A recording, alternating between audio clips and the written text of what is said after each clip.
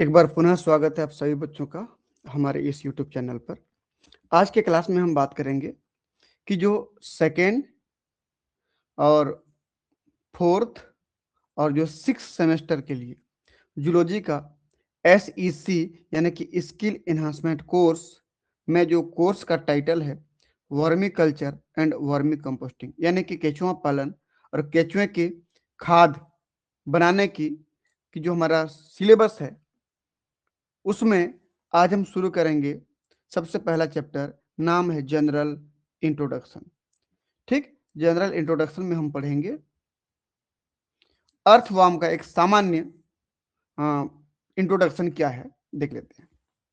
इसमें इस क्लास में आज हम बात करेंगे कि distribution and habit and habitat, food में फाइटोफेगस, जियोफेगस, अर्थवर्म, फिर मार्फोलॉजी ऑफ अर्थवर्म देखेंगे, इकोलॉजिकल कैटेगरीज देखेंगे, एपिजैइक, एंडोजैइक एंड एनेसिक अर्थवर्म के बारे में जानेंगे। आज के क्लास में हम इतने चीजों के बारे में जानने का प्रयास करेंगे।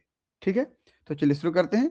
जनरल इंट्रोडक्शन ऑफ अर्थवर्म देखते हैं। डिस्ट्रीब्यूशन देखिए, अर्थवर्म का डिस्ट्रीब्यूशन है ये पूरे दुनिया में पाए जाते हैं, सभी जगह पाए जाते हैं। तो कॉस्मोपॉलिटन मतलब पूरी दुनिया में सब तरफ सर्वव्यापी होते हैं। Found world wide in suitable condition, ठीक, जहां भी उनके लिए वातावरण उनके लायक है ये उस जगह पर मिलेंगे, यानी कि अर्थवर्म पूरी दुनिया में पाए जाएंगे। अगला क्या है, हाई डाइवर्सिटी, इनकी जो वैरायटी है इस दुनिया में बहुत ज्यादा है। वैरायटी बहुत ज्यादा होने की वजह से इनकी डाइवर्सिटी ज्यादा हो गई। तो most diverse in temperate region with rich organic soil, और दुनिया में इनकी डाइवर्सिटी कौन से जगह पे ज्यादा होती है, तो आप देख सकते हैं यहाँ पर इतने एरिया को, ये बीच वाले को ट्रॉपिकल कहते हैं हम लोग। ठीक है, ये ट्रॉपिकल एरिया हो गया। तो ट्रॉपिकल के ऊपर और नीचे ये हो गया टेम्परेट, ये टेम्परेट हो गया, ये टेम्परेट हो गया। ठीक है, ये टेम्परेट रीजन हो गया। इस टेम्परेट रीजन पर इनकी डाइवर्सिटी सबसे ज्यादा देखने को मिलती है। अर्थवर्म की डाइवर्सिटी यहां पर,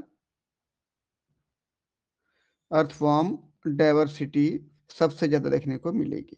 ठीक है, ये हो गया। ठीक, और ये उस जगह पे पाए जाएंगे जहां पर ऑर्गेनिक सॉइल ज्यादा मिलेंगे। ऑर्गेनिक सॉइल मतलब वह सॉइल जिसमें पेड़ पौधे के पत्ते, फल फूल सब सड़ रहे हों, गल रहे हों, उस जगह पे सबसे ज्यादा मिलेंगे। ठीक है, चलिए अगला देखते हैं। हैबिटेट प्रेफरेंस, ये कौन सी जगह पे रहना पसंद करेंगे, तो थ्राइव्स इन मॉइस्ट, थ्राइव्स मतलब जहां पर ये बहुत ज्यादा पलते हैं, बढ़ते हैं, है ग्रो करते हैं। मोस्ट नमी वाले एरिया में। लॉमी यानी क्या होता है जी, चिकनी बलुई मिट्टी जो गांव तरफ खेतों में पाई जाती है, लोमी सॉइल में। विद एबंडेंट डिकाइंग लीव्स, जहां पर पेड़ पौधे के पत्ते वत्ते बहुत ज्यादा गल रहे हैं वहां पर। प्लांट मैटर यानी कि प्लांट के पत्तों के अलावा बाकी फल फूल तने जहां पर सड़ रहे हैं, गल रहे हैं, वहां भी। एंड माइक्रो ऑर्गेनिज्म जहां पर मिलेंगे। And avoiding dry Sandy and clay soil, और ये अर्थवर्म सूखे एरिया को पसंद नहीं करते हैं, वहां नहीं मिलते हैं। बलुई केवल केवल बालू वाले एरिया में भी नहीं मिलेंगे, और केवल क्ले वाले एरिया में भी नहीं मिलेंगे। ड्राई में, सूखा में है, ये डिहाइड्रेशन होकर मर जाएंगे, इसलिए पसंद नहीं करते हैं। सैंडी एरिया जहां पर केवल बालू है, पानी रुकेगा नहीं तो नमी बनेगा नहीं, इसलिए वो पसंद नहीं करते हैं उस एरिया को। और क्ले सॉइल, क्ले सॉइल में क्या होता है कि पोर साइज बहुत छोटा, नहीं के बराबर होता है, तो सारे वाटर होल्ड हो जाते हैं, वाटर रह जाते हैं, तालाब जैसे पानी भर जाता है, पानी रिस करके बाहर निकल नहीं पाता। तो पूरा पानी भर जाने की वजह से ये उस एरिया को पसंद नहीं करते हैं, क्योंकि पानी भर जाएगा तो इनको रेस्पिरेशन करना दिक्कत हो जाएगा, इसीलिए उस एरिया में ये रहना पसंद नहीं करते। तो पूरे सूखे में नहीं रहते, पूरे पानी में नहीं रहते, और बालू वाले एरिया में नहीं पाई जाती। ठीक है, चलिए अगला स्लाइड देखते हैं। हैबिट यानी कि बिहेवियर, ये किस प्रकार का व्यवहार प्रदर्शित करते हैं, इनका आदत क्या होता है। देखिए, नॉक्चुर्नल यानी कि निशाचर होते हैं, रात्रिचर होते हैं, ये रात को भोजन ढूंढने के लिए बाहर निकलते हैं, मिट्टी के अंदर से बाहर निकलते हैं। तो active at night, coming out to find food and mates, ये रात को ही जमीन के अंदर से बाहर निकलते हैं और भोजन ढूंढते हैं और मैटिंग करते हैं। ठीक है, एक दूसरे अर्थवर्म के साथ सेक्सुअली मैटिंग करते हैं, अपने स्पर्म को ट्रांसफर करते हैं। ठीक, चलिए अगला।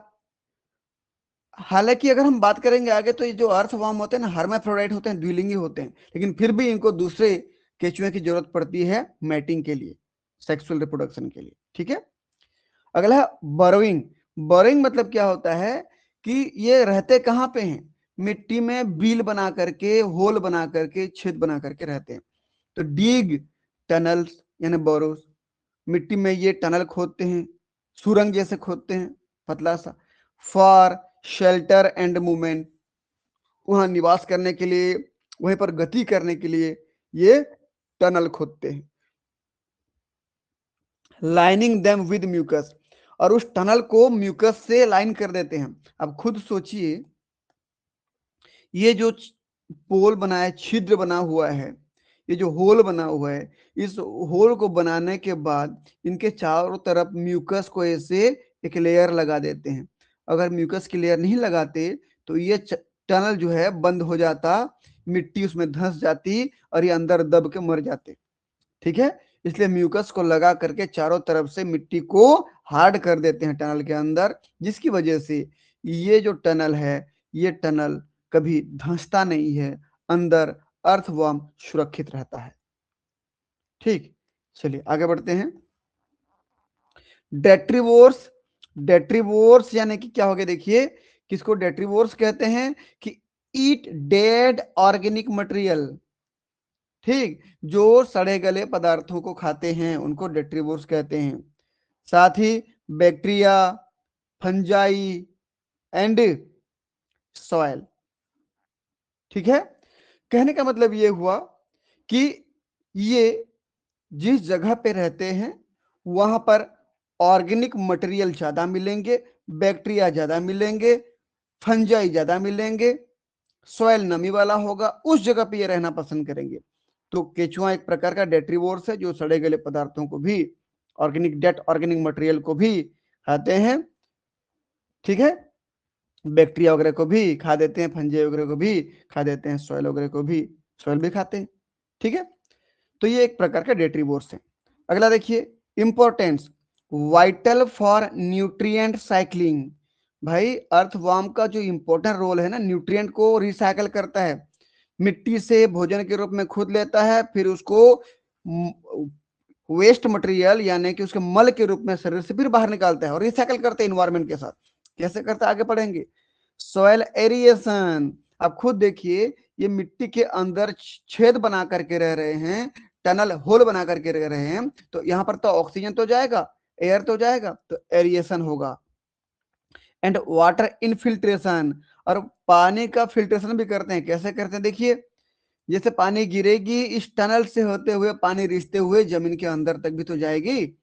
ठीक है, Darwin's natural tillers of the soils.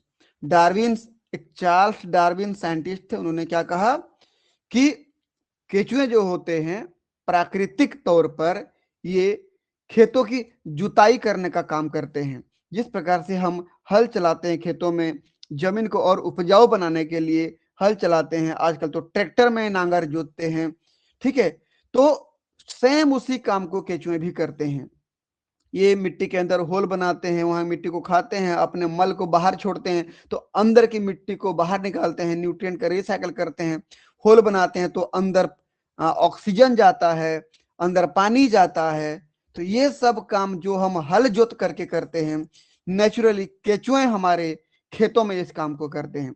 इसलिए उन्होंने क्या बोला कि प्राकृतिक जुताई करने वाले जो ऑर्गेनिज्म होते हैं वो हैं केचुए। ठीक है, इसलिए कहा गया है कि केचुए किसान के मित्र होते हैं, क्योंकि किसान का आधा काम तो यही कर देते हैं। लेकिन ये हमारी बदकिस्मती है कि हम विभिन्न प्रकार के सिंथेटिक दवाइयों को छिड़क करके खेतों में केचुए को मार दे रहे हैं, जिसकी वजह से हमारी जमीनें बंजर होती जा रही धीरे धीरे। ठीक है, चलिए आगे बढ़ते हैं। हैबिटेट क्या है, देखिए इन्वायरमेंट। इसके लिए इन्वायरमेंट कैसा होना चाहिए जिस जगह पे रहते हैं, तो top soil, live in upper soil layer up to 30 to 45 centimeter. Soil के ऊपर किसी भी मिट्टी की सतह पर ये जो मोटाई है, समझ लीजिए ये थिकनेस है, ये 30 से लेकर के 45 सेंटीमीटर की मोटाई में मिट्टी में रहते हैं। ठीक है, 30 to 45 सेंटीमीटर की इतनी मोटाई में ये केचुए हमको मिलते हैं। इसके ज्यादा अंदर खोदोगे, इसके ज्यादा अगर अंदर जाएंगे हम लोग खोद के देखेंगे तो केचुए नहीं मिलेंगे। केचुए कहाँ मिलते हैं, टॉप सॉइल में 30 से 45 सेंटीमीटर की गहराई में मिलते हैं, क्योंकि यहीं पर ऑर्गेनिक मैटर बहुत ज्यादा पाया जाता है। ठीक है, तो टॉप सॉइल में मिलते हैं। Live in upper soil layer up to 30 to 45 centimeter, rich in organic matter. वहां पर ऑर्गेनिक मैटर बहुत ज्यादा पाया जाता है। अगला मॉइस्चर देखते हैं। रिक्वायर डैम्प इन्वायरमेंट, इनको नमी चाहिए, है ना। सूखे इन्वायरमेंट में डिहाइड्रेट होकर के बॉडी का सारा पानी बाहर निकल जाएगा, मारे जाएंगे ये। Retreat deeper in dry spells, जब गर्मी का सीजन आता है तो ये केचुए अंदर और खोद करके और अंदर गहराई में चले जाते हैं, क्योंकि गर्मी वाले सीजन में ऊपर की मिट्टी सूख जाती है, तो उस सूखेपन के साथ साथ ये भी सूख जाएंगे, डिहाइड्रेट हो जाएंगे, मारे जाएंगे। इसीलिए गर्मी ऋतु में, ग्रीष्म काल में ये मिट्टी की गहराई में चले जाते हैं। ठीक है, अगला देखिए लोकेशंस। गार्डन में मिलेंगे भाई, क्योंकि गार्डन में लगातार पानी वानी देते रहते हैं, नमी रहता है। पास्चर, पास्चर मतलब क्या है, जहां पर हमारे मवेशियां, है ना, गाय बैल भेड़ बकरियां चरने जाते हैं, जो चरागाह बोलते हो, वहां पर भी नमी होता है, तब तो घास उगा है, वहां भी मिलते हैं। लॉन में, किसी के घर के चारों तरफ के किनारे में जहां पर बगीचा टाइप का लगा देते हैं हम लोग, है ना, और पानी वानी छिड़ते रहते हैं, वहां पर नमी रहता है, वहां भी मिलेंगे केचुए। रिवर बैंक, रिवर बैंक यानी कि जो समुद्र का, नदी का, तालाब का जितना भी है, ये सब वाटर बॉडी जितने हैं जहाँ पर पानी पाया जाता है, उसके किनारे किनारे वाले एरिया में जहाँ नमी होता है वहां मिलेंगे। रिवर बैंक मतलब होता है नदी का किनारा, लेकिन केवल नदी के किनारे में नहीं, समुद्र के किनारे में भी मिलेंगे, तालाब के किनारे में मिलेंगे, जहां जहां पानी है उसके किनारे में मिट्टी में पाए जाएंगे। एंड एग्रीकल्चरल लैंड, यानी कि हमारे खेती किसानी करते हैं जमीन में भी पाए जाते हैं, इसलिए तो इनको किसानों के मित्र भी कहते हैं। ठीक है, अगला burrow morphology, create burrows that improve soil structure. इनमें इस प्रकार की स्ट्रक्चर पाई जाती है कि मिट्टी को खोद करके अंदर जा सकते हैं। ठीक है, इसलिए अंदर की मिट्टी को खा करके ये मल के रूप में सरफेस पे छोड़ देते हैं, तो अंदर की मिट्टी बाहर आती है। कहने का मतलब ये सॉइल की स्ट्रक्चर को इंप्रूव करते हैं, अंदर एरिएशन करते हैं, हवा जाता है मिट्टी के अंदर तक, उस छेद में, ये देखिए इस छेद में हवा जाएगा, यहाँ पर पानी घुसेगा वहां पर, तो कुल मिला के मिट्टी में इंप्रूवमेंट करते हैं, मिट्टी को स्पंज जैसे बना देते हैं, ताकि हवा और पानी दोनों अच्छे से अंदर तक जा सके। जो भी पेड़ पौधे उगेंगे वहां पर उनके जड़ को बहुत अच्छे से पानी और हवा मिल पाए। Living behind casting worm cast on the surface, और ये अंदर तो जाते हैं लेकिन अपने मल को कहाँ छोड़ते हैं, जिसको हम वार्म कास्ट कहते हैं। देखिए ऊपर में वार्म कास्ट, मैं जूम कर दे रहा हूं, देखिए आप डायग्राम में, इस केचुए ने अपना मल को यहाँ पर छोड़ दिया है। ठीक है, अंदर तक तो चली गई लेकिन अपने मल को यहाँ पर छोड़ दिया। समझ में आया, चलिए आगे बढ़ते हैं। मार्फोलॉजी ऑफ अर्थवर्म की अगर हम बात करें कि उसकी स्ट्रक्चर कैसी होती है, सबसे पहले देखिए बाहर में सबसे आगे की तरफ ये एंटीरियर पार्ट है, इसका माउथ है, यहाँ पर समझ लीजिए ये माउथ देखिए, पेरिस्टोमियम पाई जाती है। ठीक, फिर प्रोस्टोमियम होती है, पेरिस्टोमियम मतलब प्रोस्टोमियम के चारों तरफ का हिस्सा पेरिस्टोमियम कहलाती है। फिर सीटी पाया जाता है प्रचलन अंग के रूप में। क्लाइटेलम पाई जाती है, क्लाइटेलम का बहुत बड़ा रोल होता है, आगे पढ़ेंगे हम लोग। ठीक है, ये रिप्रोडक्शन के समय भी काम आता है, और यहाँ पर ढेर सारी मात्रा में नेफ्रीडिया पाए जाते हैं। ये मिड डॉर्सल लाइन है, देखिए ये वाला डायग्राम पीठ वाला, पीठ तरफ से डॉर्सल व्यू दिखा रहा है, ये वाला पेट वाला डायग्राम वेंट्रल व्यू दिखा रहा है। ठीक है, ये बॉडी उसके अलग अलग सेगमेंट से बने होते हैं, देखिए कई सारे सेगमेंट से मेटामेरिज्म बॉडी होती है। ये सबसे लास्ट में एनस होता है। ये एक एक मेटामेरिज्म को, एक एक छल्ले को एनुलाई कहते हैं। एक एक छल्ला जो बॉडी में होता है ना केचुए के शरीर में, ठीक है। चलिए बहुत सिंपल से अगर मैं बात करूं, सबसे आगे प्रोस्टोमियम यानी कि माउथ होता है और सबसे पीछे एनस होता है, अब बीच में एक क्लाइटिलम होता है जिसका बहुत बड़ा रोल होता है, हम आगे पढ़ेंगे इसके बारे में, ठीक है। ये देखिए प्रोस्टोमियम, जिसको हम इसको हम माउथ के नाम से जान रहे हैं, इसके जस्ट नीचे माउथ होगा। देखिए ये डॉर्सल व्यू, डॉर्सल व्यू में उसका होंठ समझ लीजिए आप, इसको प्रोस्टोमियम को उसका होंठ समझ लीजिए आप, यहाँ पर उसके नीचे में माउथ है, ठीक है। बाकी पूरा स्ट्रक्चर के बारे में हम आगे बात करेंगे।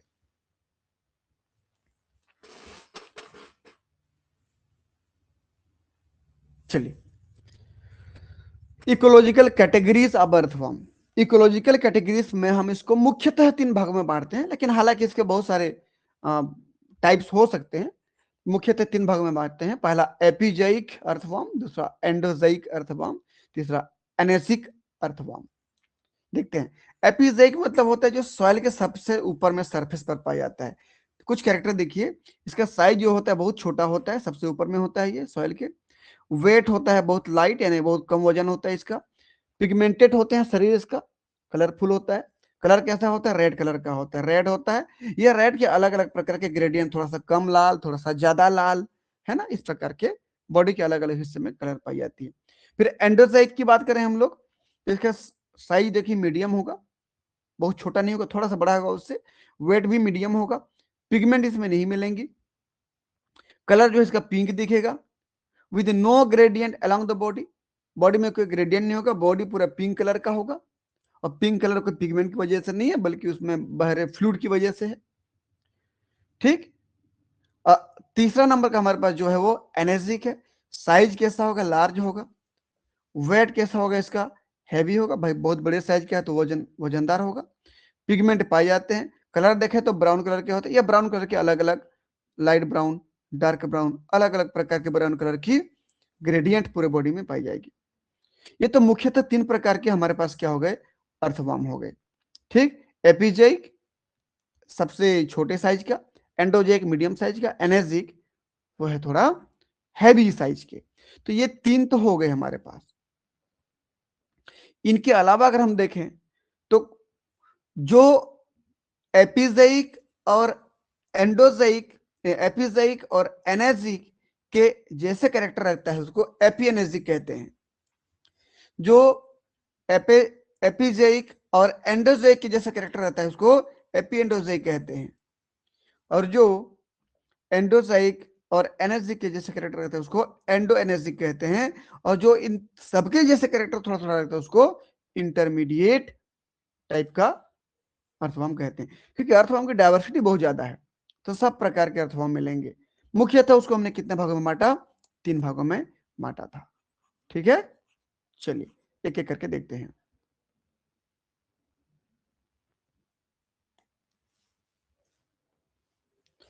फाइटोफेगस अर्थवर्म, जिसको एपिजैइक कह रहा हूं मैं।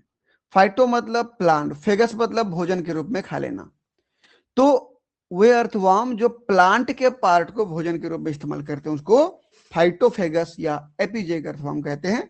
यहां पर देख सकते हैं आप लोग, मैं जूम कर रहा हूं, देखिए ये सॉइल का सरफेस है, यहां पर अर्थवर्म दिख रहा है, देखिए यहां पर ये। चलिए मैं इसको थोड़ा सा हाईलाइट कर दे रहा हूं इस अर्थवर्म को, क्योंकि आपको नहीं दिख पा रहा होगा। ये देखिए ये अर्थवर्म दिख रहा है ना, ये अर्थवर्म सबसे सरफेस पर है बाहर में। और जो पत्ती वत्ती गिरते हैं, पेड़ पौधे के फल फूल गिरते हैं, जो सड़ते हैं गलते हैं, उन्हीं को ये भोजन के रूप में लेते हैं, इसलिए उनको क्या कहते हैं? फाइटोफेगस। एपिजैइक क्यों बोलते हैं? एपी मतलब ऊपर, जैक मतलब सॉइल, सॉइल के ऊपरी सरफेस पर जो अर्थवर्म मिलते हैं उसको एपिजैइक अर्थवर्म कहते हैं। ये हो गया, ठीक है। तो चलिए उसके बारे में थोड़ा देख लेते हैं।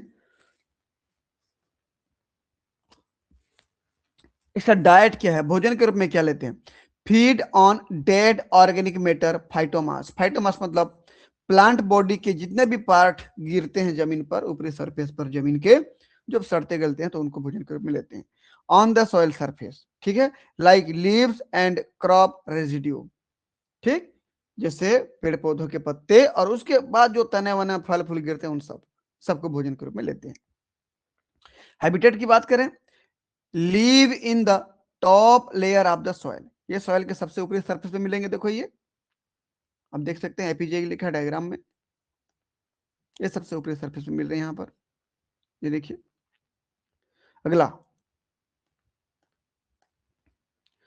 इन डिकम्पोजिंग ऑर्गेनिक बेड, जो ऑर्गेनिक बेड यानी कि जो पेड़ पौधे के पत्ते वत्ते तना वना गिर रहे हैं, फल फूल गिर रहे हैं, उन सबको डिकम्पोज करने के लिए रिस्पॉन्सिबल होते हैं। उन सबको धीरे धीरे ये काटते हैं, छोटे टुकड़ों में बांटते हैं, ठीक है, तो उनको डिकम्पोज करते हैं।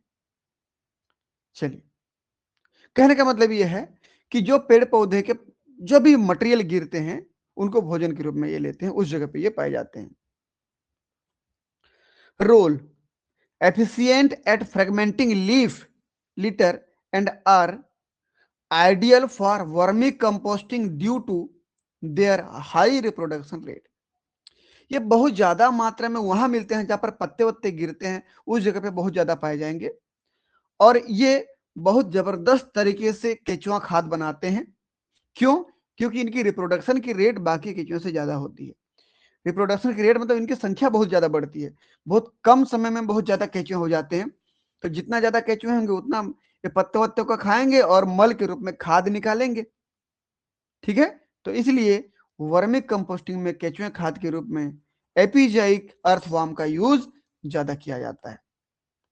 एग्जाम्पल देखें, ऑफन एपिजाइक यानी कि सरफेस ड्वेलिंग अर्थवर्म स्पीसीज, जितने भी स्पीसीज हैं अर्थवर्म के जो कि जमीन के सरफेस पर ऊपर में पाए जाते हैं, दैट इज एपिजाइक अर्थवर्म, ठीक है। और इनका उपयोग केचुआ खाद बनाने के लिए बहुत ज्यादा किया जाता है। चलिए, ये हो गया। अगला हमारे पास देखिए, जियोफेगस अर्थवर्म। जियोफेगस, जियो मतलब होता है जमीन, फेगस मतलब होता है, मतलब जियो मतलब सॉयल, सॉयल मतलब मिट्टी, ठीक है। फेगस मतलब भोजन के रूप में लेना। तो वे अर्थवर्म जो मिट्टी को अपना भोजन के रूप में लेते हैं, मिट्टी की गहराई में पाए जाते हैं, उनको एंडोजाइक, एंडो यानी कि अंदर, जैक यानी कि मिट्टी, ठीक है, मिट्टी के अंदर जो अर्थवर्म मिलते हैं उसको एंडोजाइक अर्थवर्म कहते हैं। देखिए डाइट क्या होता है, ingest mineral soil mixed with organic material, ये भोजन के रूप में किसको लेते हैं, मिनरल सॉयल को जिसमें ऑर्गेनिक मैटर मिला हुआ है। ये देखिए ये अंदर में है एंडोजाइक, ये मिट्टी के अंदर में है, और ये उस मिट्टी को खाते हैं जिसमें ऑर्गेनिक मटेरियल मिनरल मिले हुए हैं, ठीक। चलिए अगला देखते हैं, हैबिटेट क्या है, लीव एंड बरो deep with in the soil, ये मिट्टी के नीचे गहराई में होल बना करके रहते हैं, तभी तो इसको एंडोजाइक कहते हैं, एंडो यानी कि अंदर। रोल क्या है, significantly improve soil structure, aeration and water retention by the creating extensive tunnel system and casting nutrient rich soil. ये मिट्टी की गहराई में रहते हैं क्योंकि अगर यहां पर आए होंगे तो भाई होल या बील या छेद बना करके आए होंगे, तो ऐसे छेद बना बना करके अंदर पूरा एक टनल का सिस्टम बना देते हैं, पूरा एक जालीदार स्ट्रक्चर बना देते हैं मिट्टी के अंदर, वहां पर पाए जाते हैं। तो वहां पर अच्छे से एरिएशन होता है, हवा जाता है, अच्छे से पानी जाता है, ठीक है। और ये जब वर्मी कॉस्ट करते हैं, जब ये अपना मल निकालते हैं, उस मल में बहुत ज्यादा मात्रा में न्यूट्रिएंट पाई जाती है। तो nutrient rich vermi cast, casting nutrient rich soil, समझ में आया ना, जिस सॉइल में पाए जाते हैं उस सॉइल में न्यूट्रिएंट बहुत जबरदस्त मात्रा में पाई जाती है।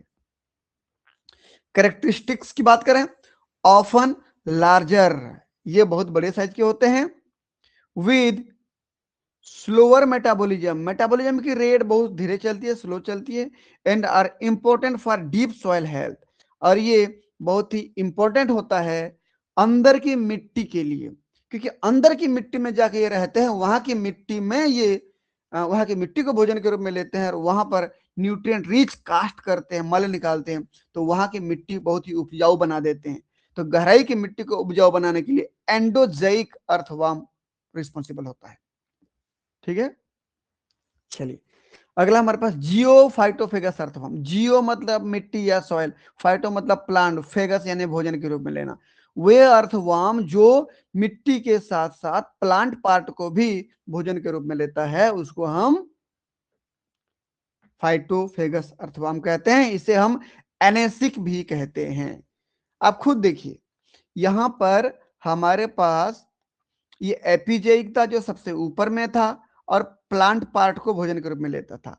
एंडोजेइक था, मिट्टी की गहराई में था, केवल मिट्टी को भोजन के रूप में लेता था। लेकिन ये जो हमारे पास है एनेसिक, ये प्लांट पार्ट को भी भोजन के रूप में ले रहे हैं और मिट्टी को भी भोजन के रूप में लेते हैं। दोनों को भोजन के रूप में लेने की क्षमता वाले को क्या कहते हो? एनेसिक अर्थवर्म।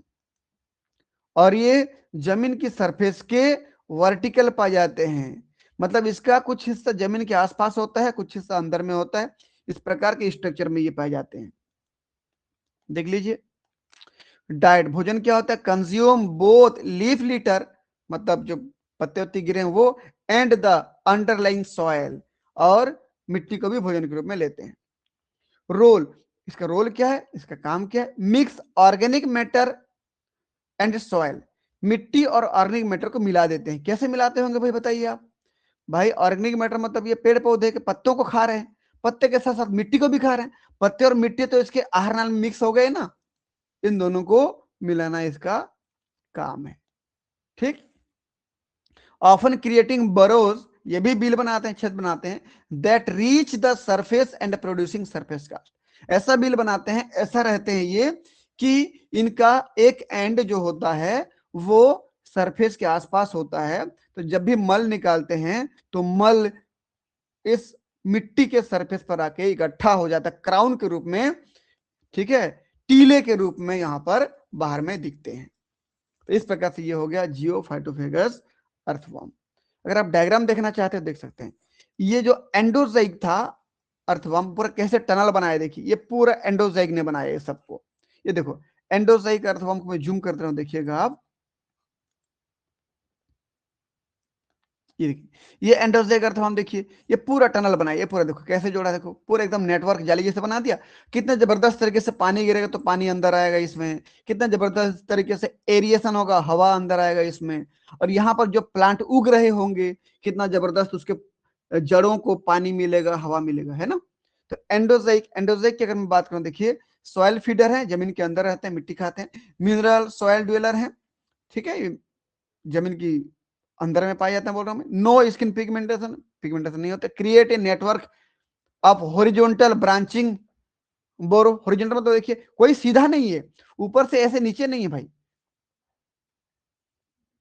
एक मिनट ना, ऊपर से ऐसा नहीं बनाती ये हॉरिजॉन्टल ऐसा ऐसा ऐसा ऐसा बनाएंगे, ठीक है।